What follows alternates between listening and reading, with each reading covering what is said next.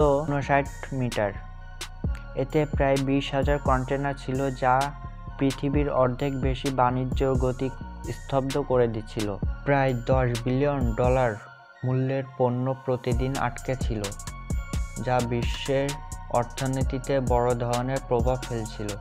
অবশেষে 6 দিন পর জাহাজটি সরিয়ে নেওয়া সম্ভব হয়। এভারগ্রিন এর আরেকটি বিস্ময়কর সৃষ্টি হল এভারেজ। এটি বর্তমান বিশ্বের অন্যতম বৃহত্তম কন্টেনার জাহাজ, যেটির দৈর্ঘ্য 400 মিটার 1312 ফুট, প্রস্থ 100.5 মিটার। ক্যাপাসিটি ছিল প্রায় 24,000 কন্টেনার বহন করতে সক্ষম।